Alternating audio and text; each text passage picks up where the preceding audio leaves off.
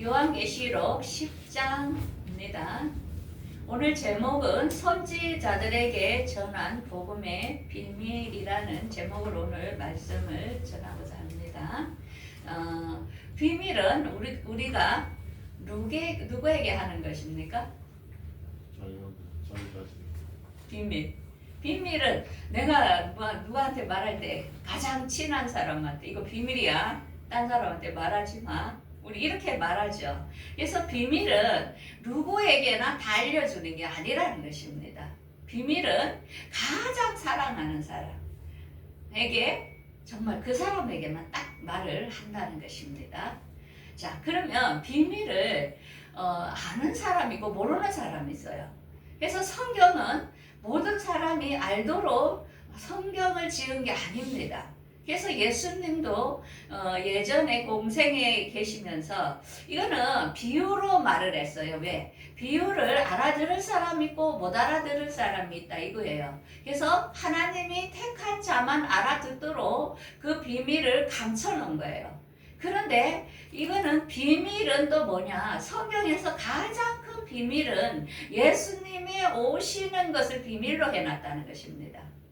그래서 이 비밀을 알려주는 사람이 있는데 그 사람은 소수라는 것입니다. 알겠죠? 우리가 예수를 믿는 사람 중에는 성경은 비유로 해서 이 세상 많은 사람들이 예수를 다 모른다는 것입니다. 택한 사람만 알 수 있는 게 성경이라는 것입니다. 그런데 그 중에서 비밀은 아는 사람이 있고 모르는 사람이 더 제한된다는 것입니다. 그래서 이 비밀을 아는 사람과 모르는 사람의 차이의 가장 큰 포인트는 뭐냐면 예수님이 공중 강림하실 것을 알 수 있는 사람, 아예 모르는 사람 두 종류가 분류된다는 것입니다. 그래서 데살로니가전서 5장 1절에서 3절에 보면 형제들아 시기에 관하여는 내가 쓸 것이 없는 것은 주의 날이 밤에 도적같이 이룰 줄 아노니 편안하다 안전하다 할 때에 그 멸망이 갑자기 온다 이거예요. 이거는 뭐니까? 비밀을 모르는 사람들에게 해당되는 거예요. 그래서 사람들은 주의 날은 도둑같이 옵니다. 그걸 알 필요가 없습니다. 이렇게 말하는 사람이 있어요. 이 말씀을 보고 그거는 모르는 사람입니다. 자, 그러면 다른 분류를 보겠습니다. 형제들아 너희는 어두움에 있지 아니하며 그날이 도적같이 너희에게 임하지 못하리니 너희는 빛의 자녀다. 그래서 우리는 밤에나 어두움에 속하지 아니하였으므로 다른 이들과 같이 자지 말고 오직 깨어 정신을 차려라. 왜? 이거는 알 수 있는 사람이라는 것입니다. 그래서 두 분류를 해놨는데 문장 차이가 틀린데 이것을 우리는 묶어가지고 그날은 알면 안 돼. 이런 식으로 가르침을 받는 사람이 많다는 것입니다. 자, 이 문장에 대하여 우리 국어 선생님 맞습니까? 어떻습니까? 차이점. 네. 자, 우리는 분명히 앞 문장과 뒤에 문장이 차이가 있다는 것을 알아야 됩니다. 알 수 있는 사람이고 모를 수 있는 사람이 있다는 것. 그래서 그게 대해 관심이 없는 사람은 그냥 놔두세요. 왜? 그 사람은 모르는 사람이기 때문에 내가 설득한다고 되는 게 아니라는 것입니다. 자, 그러면 우리가 요한계시록에 가장 중요한 것은 7년 환란, 한 일회가 7년인데요. 이 요한계시록은 이 7년에 대하여 일어나는 아주 큰 사건을 다룬 게 요한계시록이라는 것입니다. 그래서 이것을 뭐라냐? 작은 책의 비밀이라고 하는 것입니다. 자, 그러므로 우리 예수님께서 공중 강림하실 때 가장 큰 포인트는 6채 나팔이 중동 전쟁으로 3분의 1 중동 지역에 죽을 것을 이야기하고 있습니다. 이제 이 이야기를 하니까 어떤 그 권사님이 요즘 유튜브에 보면 9월 23일 날 예수님이 막 오신다 했대요. 그래서 이제 물으러 왔더라고. 어떻게 되는 거냐고. 그래서 권사님 절대로 예수님은 이 중농전쟁이 일어나기 전에는 안 온다면서 그런데 어떤 뭐 하늘나라를 갔다 왔다 해도 그런데 미혹되지 말라면서 성경의 이정표를 정확히 알아야 우리가 흔들리지 않고 누가 하늘나라 갔다 왔다 해도 성경에 없는 것은 다 무시하시면 됩니다. 너무나도 미혹이 많기 때문에 우리는 말씀의 표대를 딱 잡아야 됩니다. 자, 그러면 오늘 본문은 뭐냐? 이제 그 마지막 나팔에 대하여 이제 할 것인데요. 이 마지막 나팔이 일곱째 나팔이거든요. 이 일곱째 나팔에 일곱째 나팔 불기 전에 일어날 사건에 대하여 지금 일곱째 나팔의 중요성을 지금 이야기하고 있는 겁니다. 자, 그러면 한번 1절부터 한번 보겠습니다. 10장 1절. 내가 또 보니 힘센 다른 천사가 구름을 입고 하늘에서 내려오는데 그 머리에 무지개가 있고 그 얼굴은 해 같고 그 발은 불구덩 같으며 그 손에는 작은 책을 들고 오른발은 바다를 받고 왼발은 땅을 받고. 자, 이 모습을 한마디로 이렇게 보면 됩니다. 알겠죠? 딱 오른손 들고 책 하나 들고 그 다음에 땅에 발 하나 바다에 발 하나 이런 천사가 딱 하고 있는 것을 알 수 있습니다. 자, 그러면서 그가 어떻게 하냐면은 6절에 보면은 하늘 가운데 물건이요 땅 가운데 물건이요 바다 가운데 물건을 창조하신 이에 가르쳐 이르되 지체하지 아니하리니. 우리가 어릴 때 친구들하고 맹세를 하잖아요. 그러면 내가 하늘에 두고 맹세한다 이러면서 이렇게 내가 맹세한다 이렇게 하잖아요. 그래서 지금 그 모습입니다. 하늘과 땅과 바다에 있는 모든 창조하신 분을 두고 내가 맹세한다. 지금 이렇게 하고 있는 것입니다.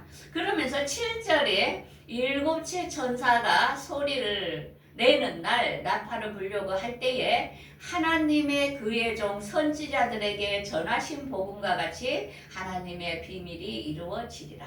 그래서 일곱 나팔에 지금 불라고 하는 그걸 굉장히 중요하게 이야기하고 있습니다. 자, 그러면 한번 질문을 해보겠습니다. 상금 있습니다.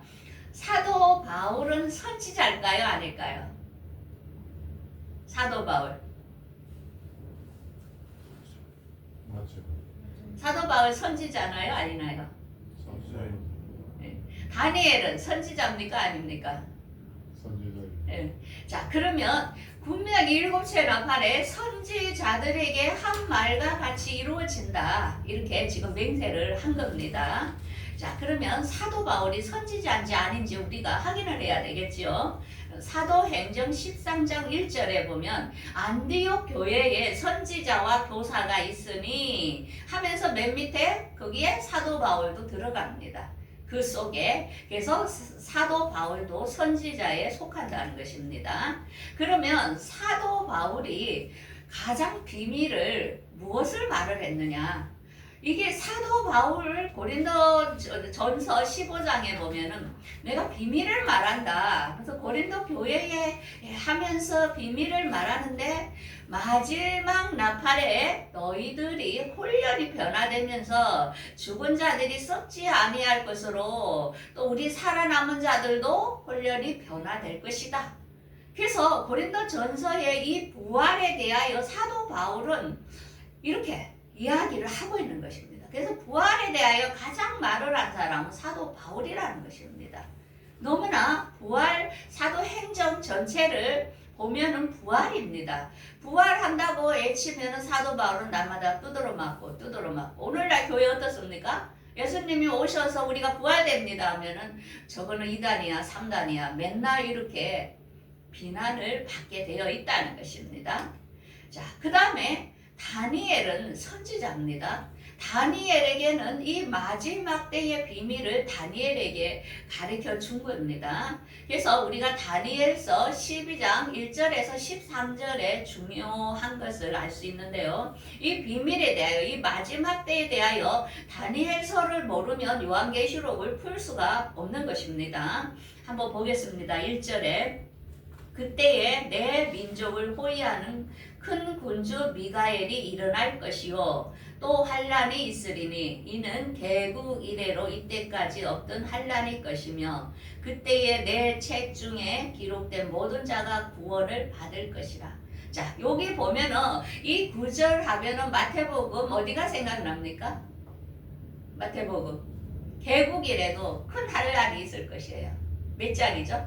마태복음에 마태복음 24장이 계시록입니다.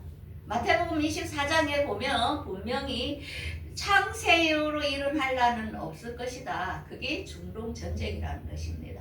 3분의 1이 중동 지역에 죽을 것입니다. 그래서 우리가 지금 이스라엘과 다른 나라를 잘 주시하라 했습니다. 너무나 전쟁이 크기 때문에 이 전쟁은 아주 짧게 하고 말 건데 개국 이래로 이런 환란은 없다는 것입니다. 그래서 이게 있어야만이 그 뒤에 우리가 생명책에 기록된 자들이 공중강림하는 예수님을 맞이할 것을 다니엘 선지에게도 이미 이렇게 예언을 해놨다는 것입니다. 그래서 땅의 티끌 가운데 자는 자들, 그들이 지금 죽은 자들이 영생을 얻게 되고 우리 살아남은 우리도 영생, 부활의 생명으로 될 것을 다니엘도 이야기를 하고 있습니다. 그래서 지혜 있는 자는 궁창의 빛과 같이 빛날 것이요 많은 사람을 옳은 대로 돌아오게 한 자는 별과 같이 빛날 거라고 합니다. 그러면서 다니엘에게 이르죠. 마지막 때까지 이 글을 봉함하라 하면서 이 글은 언제 이루어지냐면은 사람의 왕래가 빠르고 지식이 더할 때 지금이 그 시대라는 것입니다. 그래서 지금 시대에 이 계시록이 열리게 되는 것입니다. 그동안 2000년 동안은 이런 일이 없는데 지금은 AI 시대에다가 급속도로 빠른 시대에 우리가 살고 있다는 것입니다. 자, 그러면서 다니엘에게 또 한 번 이 한상을 보여줍니다. 자, 강을 보십시오. 강에 보면은 두 사람이 있는데 하나는 강 이쪽에 있고 하나는 저쪽에 있습니다. 둘이 서 있고 중간에 사람이 하나 더 있죠. 자, 그러면서 그 중에 하나가 세마포 옷을 입은 그 강물 이쪽에 있는 자에게 이르되 이 놀라운 일이 끝이 어느 때까지입니까? 이렇게 물어봅니다. 그 강 중간에 있는 세마포 옷을 입은 분이 예수님이죠. 그 예수님에게 앞으로 이 마지막이 어떻게 됩니까? 하니까 이제 이렇게 세마포 옷을 입은 자가 좌우에 손을 들어 이렇게 하늘을 향해서 이렇게 들고 어떻게 합니까? 내가 살아계시는 이를 가리켜 맹세하노니 한때 둔때 반때가 지나면 성도의 권세가 끝나기까지니 이렇게 되면 모든 일이 다 끝나리라. 이게 7년 환란이 들어가면 3년 만이 끝나면은 그때 이제 부활의 사건이 일어날 것을 지금 이야기를 하고 있는 것입니다. 그래서 다니엘이 이걸 보고도 내가 깨닫지 못하니까 다니엘아 너는 마지막 때까지 이걸 그냥 봉함하고 있어라. 그러면서 많은 사람들이 정결하게 되면 희게 될 것도 있지만은 악한 자는 악을 행하고 오직 지혜로운 자는 깨달으리라. 그래서 주님의 오시는 것을 깨닫는 자는 지혜로운 자라는 것입니다. 악한 자는 계속 악해지고 지혜로운 자는 지금 주님을 맞이하기 위하여 엄청 신경을 쓴다는 것을 알 수 있습니다. 자, 그러면 그때가 언제쯤 될까를 또 가르쳐 줍니다. 11절에 매일 드리는 제사를 폐하여 멸망하게 할 가증한 것을 세울 때부터 1290일이요 기다려서 1335일에 이르르니 너는 가서 마지막 때까지 기다려라. 그 끝날에 내 목이 있으리라. 다니엘에게 이렇게 이야기합니다. 여기서 가장 중요한 포인트는 이 마지막 때 기준을 1290일과 1335일을 이야기하고 있습니다. 자, 1290일, 1335일.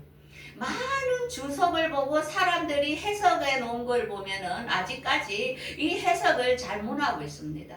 이게 굉장히 어렵기 때문에 이 날짜에 대하여 굉장히 어려운데 이제 이 날짜에 대하여 가장 적합하게 해석해 놓은 것을 제가 보았는데요.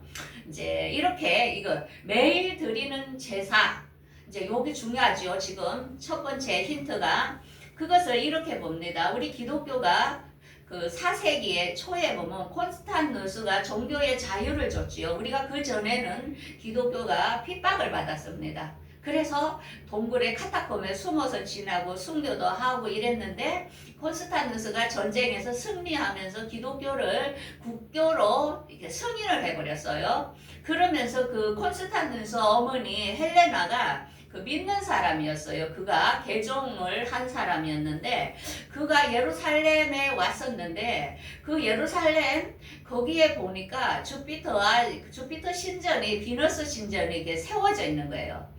그러니까 이 헬레나가 그 그리스도인이 되다 보니까 콘스탄누스 황제에게 이렇게 이야기를 했어요. 저걸 헐어버리고 거기다가 기념비, 예수님의 기념비를 조금 하면 안 좋겠냐고 이제 이렇게 제안을 한 겁니다. 그래서 비잔치 시대에 와서 그곳에다가 1년에 한 번 제사를 드릴 수 있도록, 제사와 예물을 드릴 수 있도록 유대인들에게 허용을 했습니다. 그래서 매일 거기에 제사를 이제 지내게 되었어요.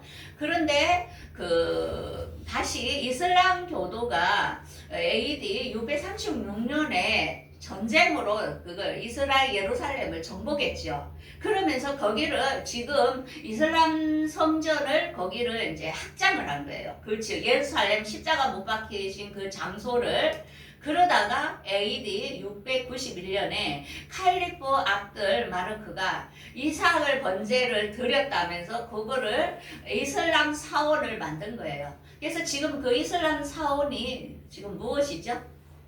그 뭐라 하죠? 그것을 이스라엘의 그 항범동 사원이죠. 노란 걸 해서 이슬람 사람들이 거기 가서 이렇게 경배하잖아요. 매일. 그죠? 그게 예루살렘 땅인데 그 한쪽 부분에 항범동이 지금 있는 거예요. 자, 그러면은 1290일을 해석하기 위하여 이제 이렇게 해석을 해봅니다. 40일을 이스라엘의 정탐꾼을 보냈지요. 가나안 땅에. 그때 그들이 불신함으로 그것을 하나님께서 이리를 10년을 1년으로 해가지고 40년 동안 그들이 광야에서 살다가 죽은 것을 알 수 있습니다. 그래서 이리를 1년으로 계산해요. 이게 691년 플러스 단계나 이제 항범동 사원이 691년에 미운 물건이 세워질 때부터 1291을 더하면은 1980년이 나옵니다. 그래서 이 1980년에서 1981년 사이를 보면은 예루살렘이 수도로 지금 선언할 날짜입니다. 그래서 이스라엘은 지금 세계가 이스라엘 수도로 인정을 안 해주고 있었잖아요. 근데 보면은 이슬람 사원을 보면 항범동이 그 동쪽 이렇게 벽이 있잖아요. 예루살렘 성전 벽 한쪽만 놔놓고 한쪽은 항범동이에요. 지금 이슬람 그 사람들이 와가지고 거기다 지금 제사를 지내고 있거든요. 항범동에. 그래서 완전히 이스라엘 수도를 아직 회복하지 못한 상태예요. 딱 한쪽만 지금 했는데 그때가 1980년에서 81년 사이를 지금 보고 있습니다. 자, 그러면 여기서 지금 이 항범동이 그 화면에 보면 있지요. 이 사원을 말하는 것입니다. 지금 이스라엘이 같이 맞물려서 지금 예루살렘에 있습니다. 근데 이게 무너지면서 제3성전이 설립하게 된다는 것입니다.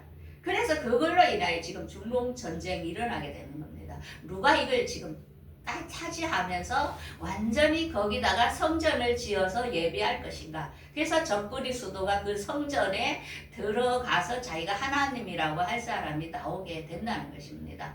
그래서 이때가 지금 6채 나팔이 중동 전쟁이죠. 그죠? 그래서 7채 나팔이 불기 전에 전쟁을 보면서 지금 7채 나팔은 선지자들에게 이야기한 것이 일어날 것을, 예수님의 공중강림이 일어날 것을 6채 나팔 뒤에 일어나는 겁니다. 7채 나팔 불기 전이죠. 자, 그래서 이제 그 다음에 8절에 보면은 이제 이렇게 나오죠. 그 작은 두루마기를 이제 그 천사가 가지고 있는데 이것을 요한에게 이거 갖다 너가 먹어버려라 하니까 이제 그 요한이 그걸 먹으니까 그게 요한 계시록에 대한 그 작은 책의 비밀인데 그걸 이제 아포로에 대하여 알고 나니까 입에는 꿀같이 달아요. 그런데 배는 쓰다 이거야. 그 말씀대로 실천하면서 살라니까 굉장히 고통스럽고 힘들죠. 그래서 우리가 비밀을 알 때는 나는 진짜 알게 돼서 너무 좋아요. 그런데 그것을 전하고 그거대로 살라 하면은 내가 고통이 따라온다는 것을 알 수 있습니다.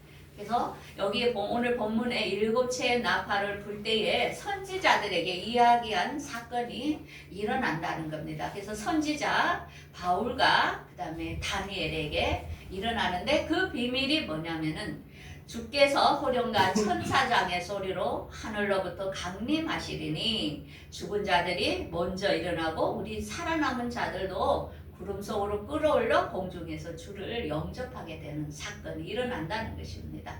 이제 좀 이해를 하겠죠? 이제 계속 들으니까. 자, 그러면은 하나님의 말씀은 내 입에서 나가는 말도 헛되이 내게로 돌아오지 아니하고 나의 기뻐하는 뜻을 이루고 내가 보낸 일에 형통하리라. 그래서 성경은 1절 이래도 안 이루어지는 게 없다는 것입니다.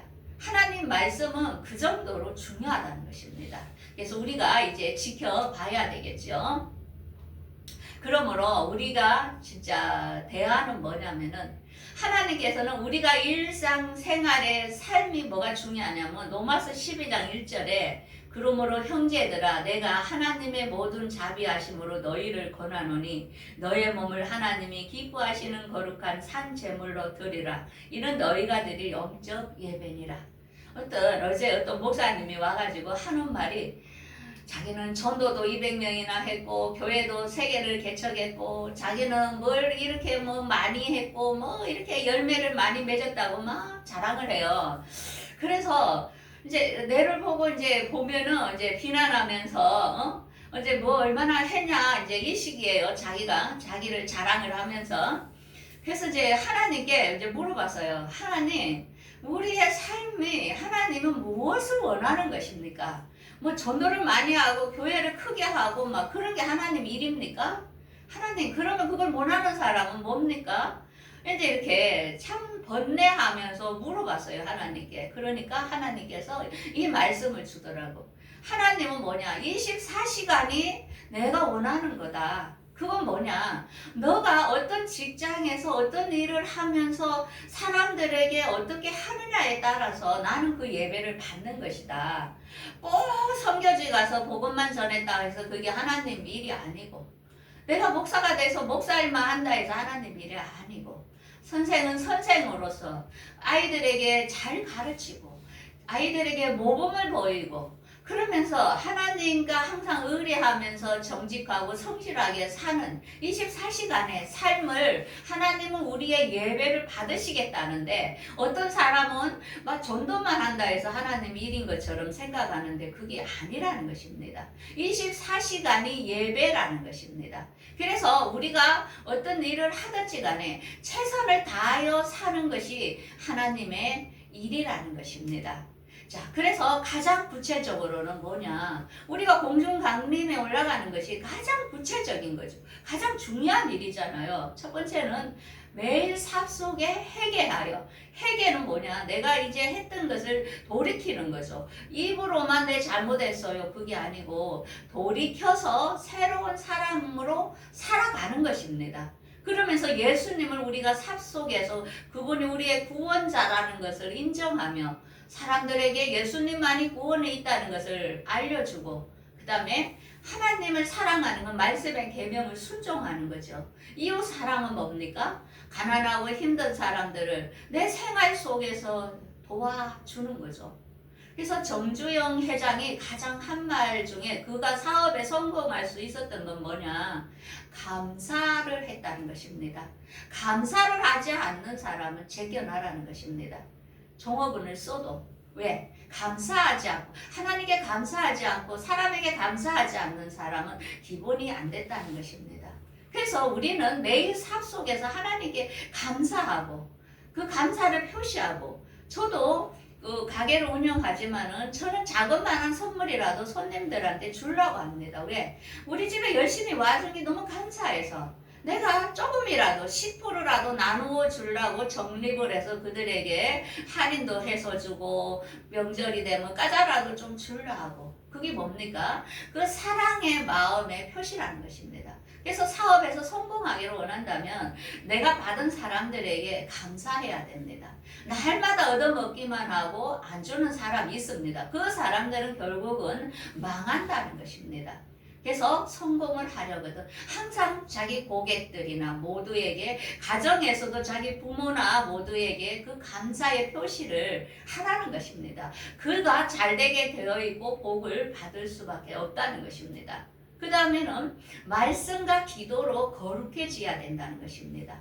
내가 아무리 헌금을 많이 하고 봉사를 많이 하고 중요한 게 아니고 내가 거룩하지 않으면 우리가 하늘나라에 갈 수 없는 것입니다. 공중강림에 가는 사람은 일부입니다. 소수입니다. 그래서 우리가 거룩한 삶을 살지 않는 사람은 하늘나라에 들어갈 수 없다는 것입니다.